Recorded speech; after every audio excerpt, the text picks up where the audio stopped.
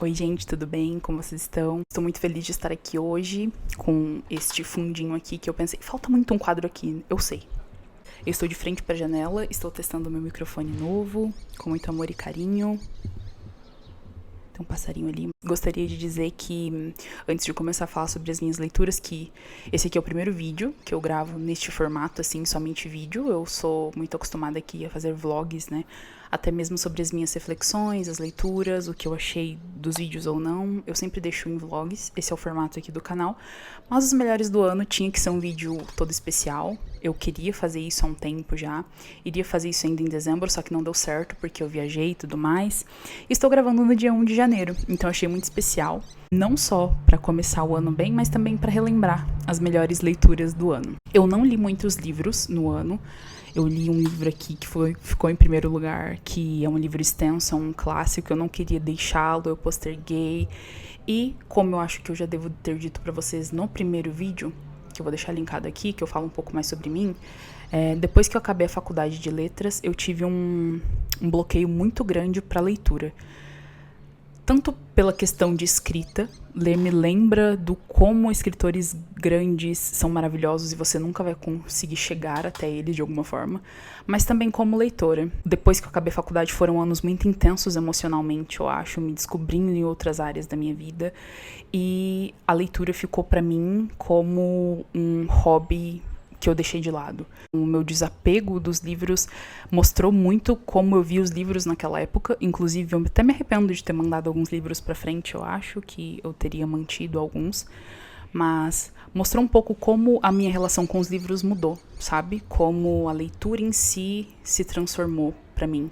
Não apenas um hobby ou uma atividade que eu amo fazer. A leitura e a literatura, ela me ajuda muito além do que conhecer histórias, conhecer novos mundos.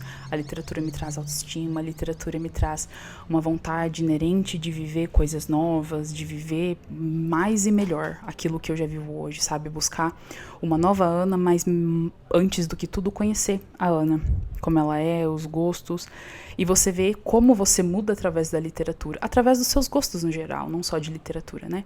Mas como aquela menina gostava de tantas coisas e hoje já nem tanto. Hoje o meu gosto já mudou para a literatura, para o mundo, para aquilo que eu gosto, me conheço muito mais. Enfim, é um reflexo daquilo que nós somos. E é por isso que eu não quero deixar esse meu lado murchar novamente, como eu fiz uma vez. Eu quero que isso cresça cada vez mais, porque é uma das coisas que me traz mais vida, que me lembra de que leitura e literatura é parte da minha vida, é parte do que eu sou, da minha personalidade, e é o que eu quero pra minha vida. Eu acho que uma vida bem vivida é uma vida em que você leu muito, você conheceu muitas histórias, viajou sem sair do lugar, não é mesmo como diria Fernando Pessoa. De outra forma, gente, ele não falou simplesmente assim. Mas é isso. Não deixar morrer aquilo que você ama e procurar sempre, em 2025 agora, pensar bem naquilo que você quer focar na sua vida e colocar energia nisso, e é por isso que eu criei esse canal. Talvez eu não tenha dito isso nessas palavras, mas eu comecei o canal com esse intuito, ler mais. Eu não queria fazer da leitura um hobby simples, um hobby de 10 páginas por semana. Eu queria trazer a leitura de novo, como aquela jovem fazia, sabe? Muito desse meu breakdown emocional que eu tive nos últimos anos foi porque eu não conseguia me encontrar comigo mesma, com aquilo que eu amava e tudo mais. E eu consigo fazer isso através da literatura. Então, que bom que eu consegui me encontrar de novo e que eu tô fazendo isso aqui juntinhos com vocês no canal. Tô muito, muito feliz. Muito provavelmente, quando eu postar esse vídeo, eu já tenho 100 inscritos aqui no canal, o que me deixa muito, muito feliz.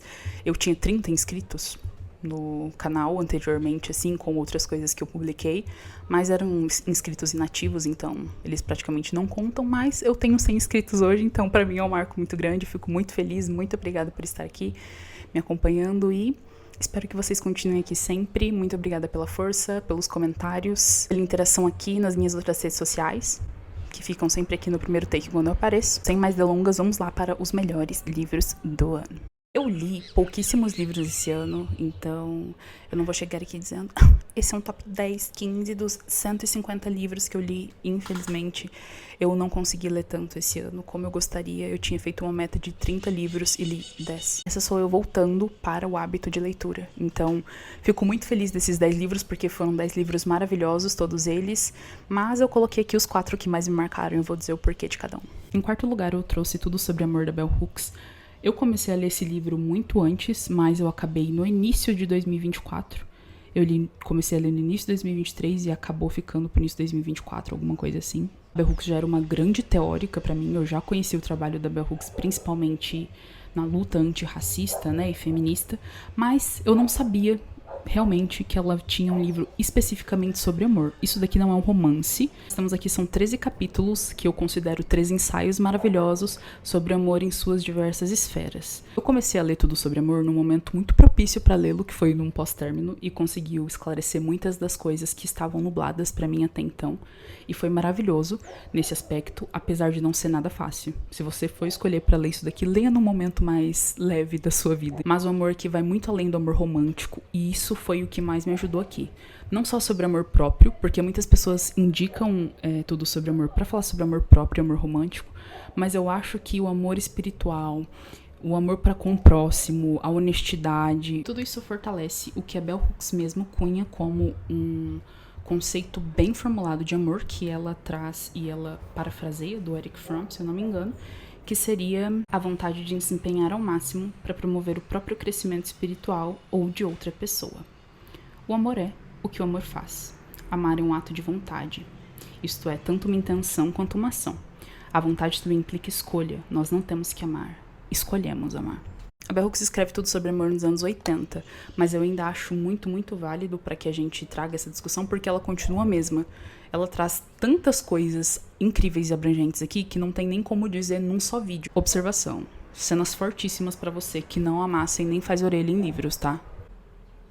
Provavelmente não vai focar, mas a cada página praticamente eu fiz uma orelhinha no livro, porque é assim que eu marco os meus livros. E eles são bem marcados também, né? Eu risco bastante eles, ó. A gente perpassa o amor fraterno, paterno, romântico, espiritual, para com a comunidade, o amor próprio, principalmente como ele é negligenciado. A Bell Hooks vai trazer muito de uma reflexão própria sobre a vida dela, com certeza, até porque não é um romance, né? Muitas vezes parece até contrapartida de toda a teoria, um relato da própria vida, do que ela passou, e isso enriquece muito uma das coisas mais lindas desse livro, que é falar sobre o amor ainda na infância, como para nós, na vida adulta, é muito difícil nós conseguirmos amar e sermos abertos pro amor, escolher o amor. A gente tem traumas sobre o amor na infância. Isso é muito forte aqui, é uma das coisas mais lindas que eu achei, porque muito de como nós vemos a vida e como nós agimos na nossa vida não é só sobre como nós somos hoje, mas sim sobre o que a gente aprendeu lá na infância. Isso pra tudo, né? Não só pro amor. Mas principalmente para com as nossas emoções, como nós vemos e nos sentimos e escolhemos as coisas que escolhemos, porque nós temos padrões, mecanismos de defesas e mecanismos de escolha que faz com que isso seja escolhido. Então a Bell Hooks vai falar muito sobre isso, sobre como um lar negligenciado de afeto, de amor paternal, fraternal, muda a concepção que você vê. E aí a gente vem, né, para as desilusões amorosas, a desilusão com as relações no geral, um trabalho, gente, a parte em que a Bell fala sobre o trabalho aqui e como o trabalho impede nós de sermos pessoas mais amorosas é primoroso.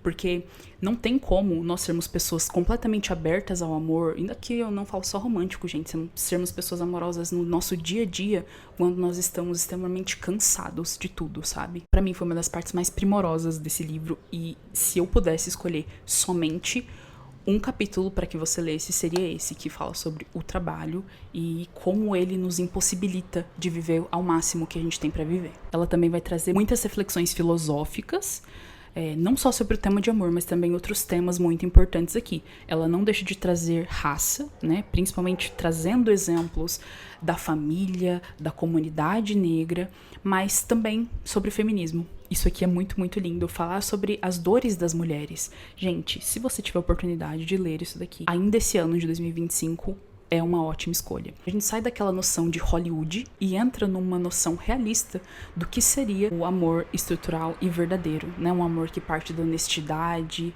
do carinho, da compreensão, do comunitário. Amor não se faz sozinho, né? Mesmo que, ela até diz, né, uma das frases mais famosas do livro, amor desperta na comunhão com o outro, inclusive o amor próprio. A visão de amor da Bell, ela abrange muito mais do que muitas pessoas estão dispostas a dar no mundo hoje em dia. Isso é muito bonito aqui, me ensinou muita coisa e é sempre bom, gente, é sempre bom ter um livro como esse daqui na estante pra você ler e reler. Se eu pudesse dar uma dica de não ficção pra você ler aos poucos, sabe? Tu pode ler um capítulo de 10 páginas, palatar isso e ir levando, né? Como geralmente não ficção é, como vocês podem ver com as minhas últimas leituras, como Helena Ferrante, As Margens do Ditado, eu indicaria Bell Hooks, uma filósofa maravilhosa que tem outros livros tão incríveis quanto esse, e se eu não me engano, é uma trilogia. E eu queria pelo menos ler mais um ainda em 2025. Me digam aqui se vocês já leram tudo sobre amor e se você tem curiosidade pra ler a autora, se você nunca leu nada dela, se você leu outra coisa e gostou também, me diz tudo aqui que eu quero saber. Meu terceiro lugar é extremamente recente e eu estou muito feliz de compartilhar essa leitura aqui com vocês. Eu vou falar um pouquinho no vlog sobre, mas aí eu já vou indicar que vocês assistam a esse vídeo. Não vou falar tanto, então eu vou abrir um pouquinho mais aqui sobre a história, porque afinal de contas é uma ficção, né? Uma história, um enredo. Uma Canção de Natal do Dickens. Gente, eu tive um encontro com Dickens, como eu já disse nos vlogs, com Oliver Twist, e eu não gostei muito, na verdade eu não gostei nada. E que encontro gostoso que foi ler Uma Canção de Natal. É um livro de 120 páginas, contando a fortuna crítica aqui no início, que é um texto maravilhoso, que vai falar sobre o impacto do Dickens, como ele era um grande autor para a época, né? Apesar de não ser rico, ele era muito conhecido na época em que viveu e que publicava. E esse livro causou um impacto muito grande, inclusive em como a gente vê o Natal hoje em dia, por conta das 1001 facetas horríveis daquela sociedade em que o Dickens vivia, né, ali no primeiro período da Revolução Industrial, que era horrível, cheia de desigualdade social, muito mais forte do que nós vemos hoje em dia, né, porque se você estava nas pontas de qualquer uma das esferas sociais, ou você vivia muito bem sendo rico, ou você vivia miseravelmente sendo pobre, né, sendo trabalhador, sendo operário. E é a partir disso que o Dickens vai escrever essa história aqui, vendo tudo isso e como o espírito natalino morreu, né, não estava presente ali naquela época vitoriana. Mas vamos lá, o que interessa. Uma canção de Natal é em inglês A Christmas Carol, é por isso que ficou uma canção de Natal. Carol é geralmente uma baladinha, né, que eles cantam no Natal. Então é uma tradução bem fiel ao original. Em suma, a história de Uma Canção de Natal vai narrar toda a trajetória do Ebenezer Scrooge, que é um bancário muito amargurado, muito avarento, extremamente mão de vaca, que trata todos mal, inclusive família e funcionário. Uma rápida mudada aqui no cenário por conta de meu tripé entrou em crise. E ele é essa pessoa extremamente afastada das outras pessoas, que não tem amor às outras pessoas, e por ser bancário, tem muito dinheiro. Só que o dinheiro que ele tem não é usado em benefício próprio. Não, na verdade ele vive praticamente como um mendigo numa casa extremamente grande, mas extremamente jogada também, sem cuidado algum. Então a gente vê várias facetas desse homem, entende um pouquinho mais através de alguns vislumbres que a gente tem ali na obra do porquê ele é assim, mas a grande sacada da obra não é essa. E sim os 3 fantasmas que vêm visitar o Ebenezer ali na véspera de Natal. Ele vai ser visitado pelos clássicos fantasmas dos natais passados, do Natal presente e dos natais futuros. Então, toda essa estrutura clássica que a gente viu, tem um filme da Barbie, inclusive, que tem essa estrutura, porque eu lembro de assistir quando eu era criança, provém daqui. O fantasma do Natal passado vai mostrar tudo que compôs esse homem amargurado e avarento que a gente tem. Desde desilusões amorosas até a uma família que praticamente o deixou, né, a uma vida muito triste num internato. O abandono da infância mostra muito do porquê esse homem é como ele é, mas não só isso, as escolhas que ele fez depois disso, né, por conta desse trauma. Por ser uma história muito conhecida, eu não acho que vale a pena entrar em detalhes do que cada fantasma trouxe e mostrou pra ele, mas a partir disso eu acho que já dá pra ter uma ideia de quais reflexões ele fez a partir disso. O que esse livro nos mostra, e a gente pode trazer pra nós mesmos, é que o Ebenezer, muito mais do que fechar os olhos pras pessoas à volta dele, como o fantasma do presente vai nos mostrar, ele fecha os olhos pra ele mesmo. Ele não conhece nem a si mesmo nessa grande saga de se fechar pro mundo, se fechar pro amor, se fechar pro Natal, se fechar pra comunidade, se fechar pra solidariedade. Até porque naquela época não era comum que pessoas de várias classes ajudassem umas às outras. Como eu disse, não é segredo pra ninguém, eu acho legal você saber que isso daqui é uma história de redenção e tem um final feliz. Assim como tem leituras que não devem ser feitas em certos momentos da nossa vida, essa é uma leitura propícia para você fazer no Natal, não só pela temática, mas porque traz esse sentimento de redenção, de solidariedade, de amor ao próximo que a gente tem que ter e tem que fomentar ainda mais nesse momento natalino. Isso aqui me tocou de uma forma muito grande, eu me peguei à noite, assim, eu e meu namorado fomos assistir ao filme, né, de 2007, eu acho. E é lindíssimo, eu indico muito para que vocês assistam. É maravilhoso, é exatamente igual, não tem muito o que tirar nem pôr, né? Além de ser pequena, tipo, adaptar Suzanne Collins pro cinema. Foi fácil, vai. Eu super indico pra vocês. Eu não vou passar disso porque eu acho que, como é muito uma história já batida, muito conhecida, eu quero que vocês tenham pelo menos um encontro feliz aqui com a obra, que tem muito mais detalhes ricos pra vocês conhecerem. Tô muito feliz de ter lido isso daqui no Natal. Me tocou de uma forma muito pessoal. Isso aqui me fez lembrar da minha infância, principalmente, porque foi uma infância maravilhosa, mas os personagens daqui me fez lembrar em pessoas que eu tive no meu convívio, o poder da solidariedade, o poder de ajudar o próximo, o poder de ter pessoas maravilhosas na nossa vida que incitam sempre a isso daqui, a melhorar, a nos transformar. E eu fiquei muito encantada. O meio do livro foi, sim, muito pesado. Não é um livro tão hahaha, que legal, que simples, que curtinho. É uma obra que traz aspectos muito tristes da sociedade, que vale muito a pena a gente adentrar um pouquinho. Super indico, gente. Não precisa ler isso aqui no Natal. É curtinho, eu li numa tarde, você consegue reler no Natal. Lê agora. E em segundo lugar, nós temos aqui A Vegetariana, da Han Kang, a nossa mais nova Nobel da literatura. E, gente, que encontro feliz que eu tive com a Han Kang aqui. Eu tenho todo um vlog falando e eu faço, assim, uma discussão bem longa. Eu acho que tem uns 30 minutos de eu falando sobre essa obra. Então, eu não vou adentrar muito aqui. Então, só vou falar mais do porquê isso aqui tá no meu top 2. Né? Quando eu peguei A Vegetariana pra ler, como eu disse lá no meu vlog, eu fui lendo aos pouquinhos e falei, não vou pegar esse livro não. Mas eu não conseguia parar de ler. Eu sempre li uma página, depois outra e depois outra.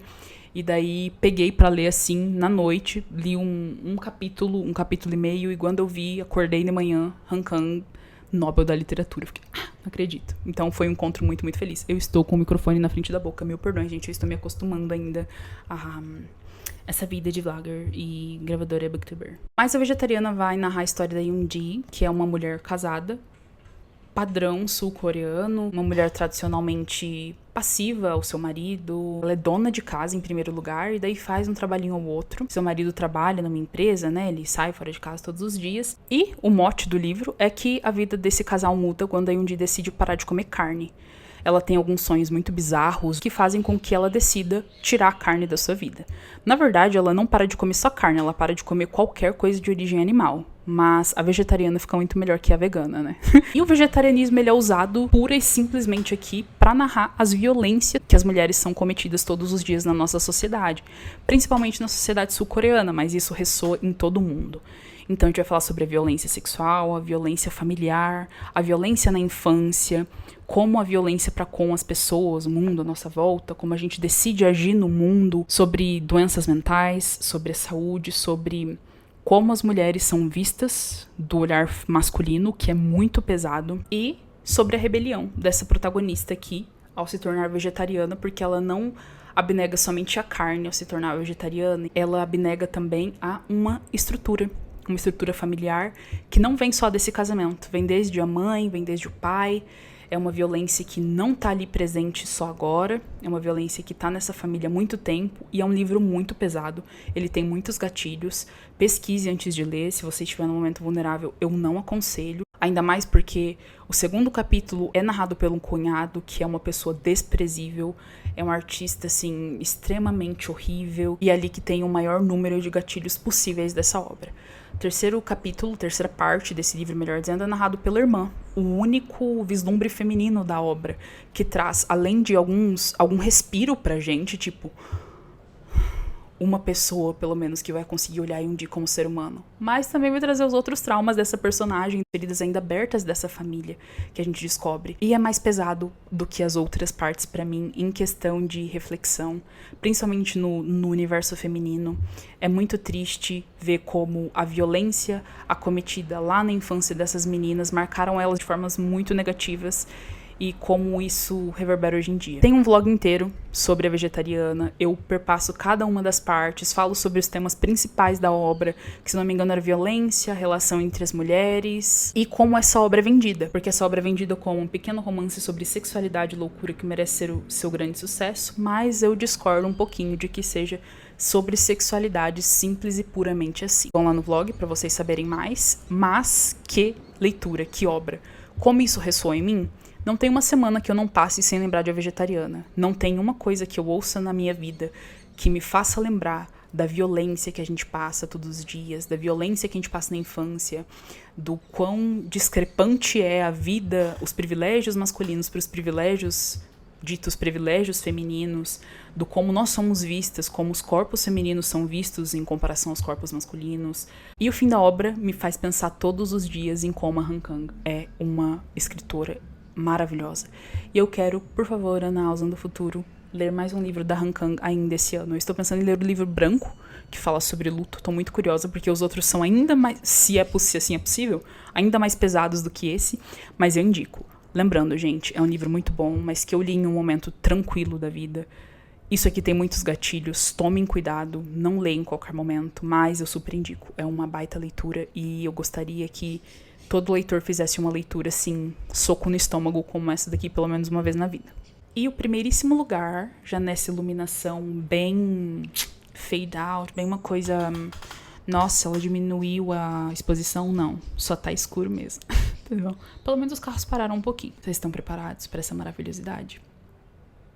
Em primeiro lugar, eu trago o meu ilustríssimo, maravilhoso, excelentíssimo O Nome da Rosa. Eu não posso falar do Nome da Rosa citando simplesmente o primeiro lugar, top 1 da minha leitura do ano. Não. Eu juro que isso daqui é um dos top 5 da minha vida. Não só pelo como me marcou como leitora, como escritora, como me inspirou como escritora, mas como isso daqui me marcou como grande aficionada por literatura. Se você é uma dessas pessoas que, como eu, precisa ler livros que te fazem lembrar, meu Deus, isso aqui é o porquê eu amo literatura, isso aqui é minha indicação pra você, Umberto Eco.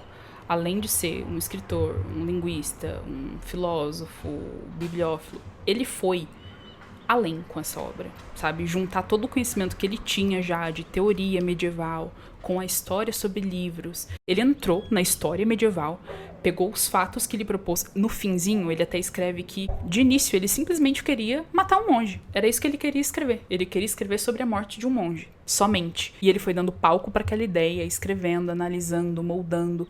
Quando ele viu, ele tinha criado uma das maiores obras ocidentais já escritas até hoje. Essa preciosidade aqui é ambientada em 1327. E o nosso narrador principal, e por que eu falo principal?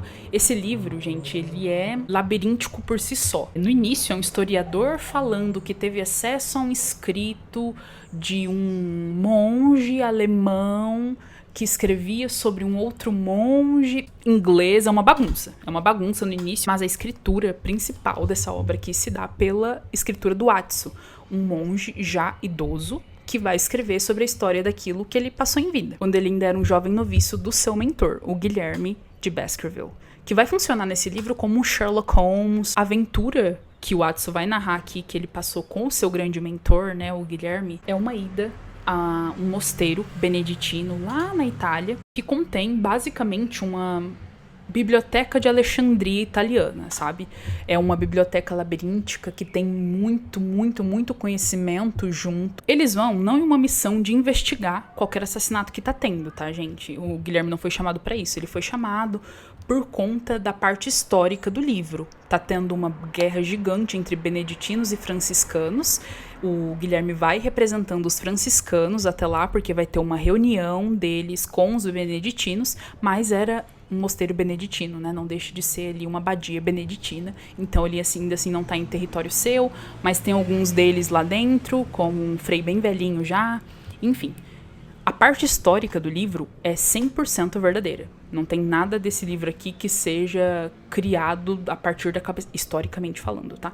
A partir da cabeça dele. Os personagens, o enredo é ficcional, inclusive a abadia, que ela não existe. Só então, quando eles chegam, eles já se deparam com a morte de um desses monges de lá. E é uma morte muito suspeita. O que tudo indica é que ele pulou, assim, da janela, o que é muito estranho, porque de onde ele pulou não teria chegado até onde o corpo foi encontrado. Enfim, o Guilherme vai fazer basicamente o trabalho, como eu disse aqui, de um grande detetive da literatura. Então, é um formato muito conhecido da gente, não tem nada de difícil aqui, né? O início é um pouquinho arrastado, sim, mas eu ainda acho muito legal. Porque você vai entrar muito na historicidade da época.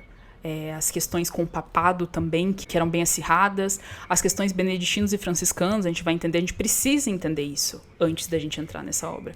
O próprio autor diz, se você quiser passar, entender a obra e se deleitar com ela, você vai precisar passar primeiro pelo labirinto, que é o próprio livro. Você vai precisar passar pela parte mais difícil, que são os primeiros capítulos.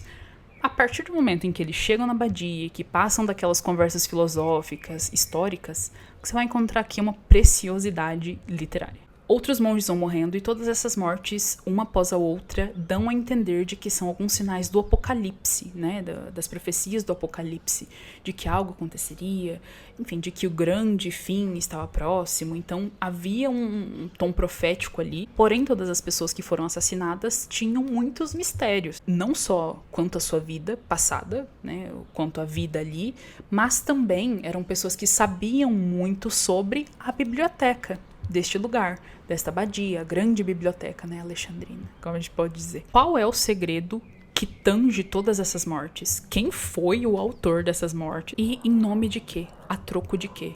Para quê? É um lugar em que a gente não imagina que tenha um assassino, obviamente, isso é de praxe aqui, mas consegue ser ainda melhor. Eu já sabia o grande mote da obra, talvez você também já saiba, né? É uma história muito, muito contada, muito famosa, acho que até condecorada na nossa cultura, assim, nós aqui do Ocidente, é muito conhecida, né? Uma das maiores obras, um dos grandes clássicos que nós possuímos, mas ainda assim consegue ser maravilhosa. Eu tinha uma suspeita de que poderia ser a pessoa quem fez, e eu tava certa desde muito no início, que foi muito legal, só que ainda assim foi incrível saber como isso foi feito, o porquê isso... Gente, o porquê esses assassinatos aconteceram é assim, de uma genialidade sem precedente. Não é qualquer arcabouço literário de mistério, de vida que constrói isso daqui. Isso daqui é uma obra construída com muitos anos de leitura, muitos anos de escrita, no caso dele acadêmica, né? Eu acho que esse é o primeiro romance do Umberto Eco. Mas é fazer você, leitor, pensar,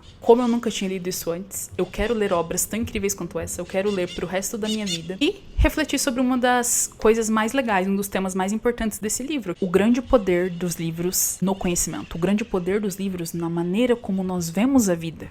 Aqui, obviamente, a gente vai tratar de religião, de assassinato, né, de mistério, mas também vai falar de questões filosóficas muito específicas, como o riso, por exemplo, que pra gente é tipo, ok, o riso, mas lá você fica, meu Deus, como eu consigo ler uma coisa tão incrível e inteligente a partir do riso? Você consegue. Você consegue, com Umberto Eco você consegue. Então, é um equilíbrio perfeito entre erudição e entretenimento. Isso aqui é um grande aporte de filosofia, de entender mais sobre o medievalismo, entrar um pouco na história do papado também. Me fez pesquisar muitas coisas, me inspirou para escrever muito. Ele descreve as coisas de uma forma tão magistral que parece que você tá lá na época, vivendo aqueles mesmos conflitos, vivendo aquelas mesmas escolhas. Isso aqui é um livro para ler antes de morrer.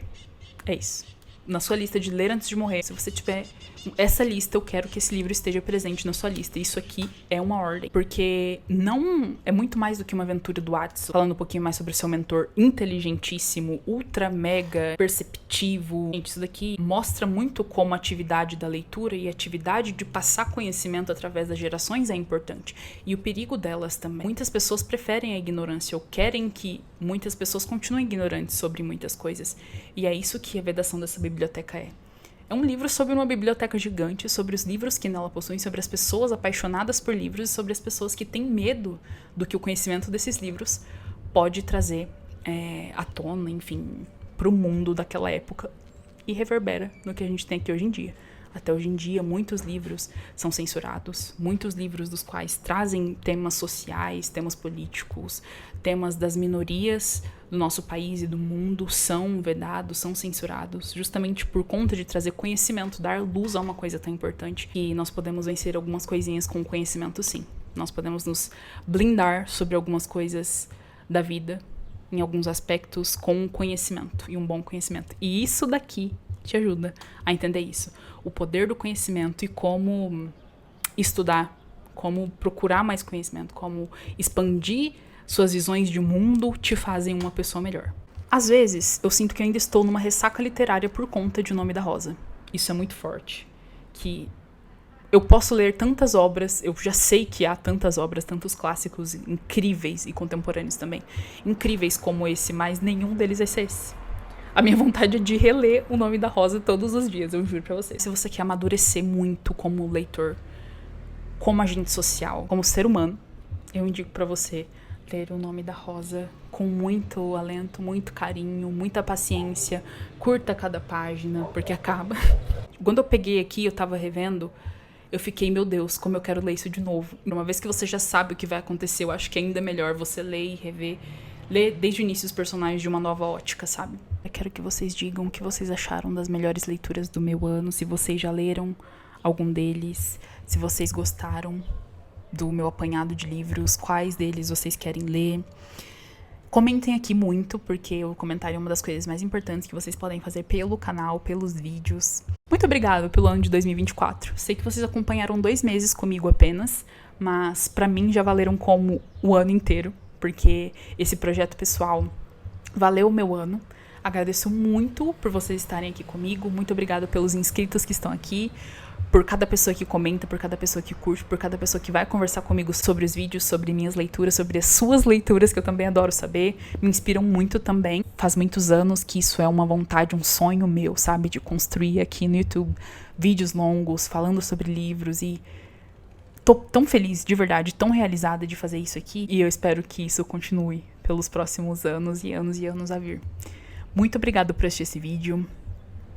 Os comandos vocês já conhecem de YouTube, deixa o like, se inscreva se você não é inscrito, assista aos meus outros vídeos, aos meus outros vlogs, né, que é o tipo de conteúdo que eu faço, mas eu sempre deixo aqui as análises e tudo que eu achei sobre a obra, geralmente fica a fotinha assim na thumb, ou coloco ali na descrição, sobre as obras que eu leio, então tem tudo lá nos meus vlogs. Desejo pra você um ano de 2025 maravilhoso, um feliz ano novo, um pouco atrasadinho, mas ainda assim tá valendo, que 2025 seja muito mais lindo, não só no âmbito literário, em todos os âmbitos. Esses livros aqui, mais do que nunca, vão nos ensinar a ser pessoas melhores e crescermos como pessoas, e é isso que eu gosto que a literatura traga pra gente de alguma forma. Um grande beijo, um bom início de ano, com leituras muito proveitosas, e vejo vocês no próximo vídeo. Um beijão, gente.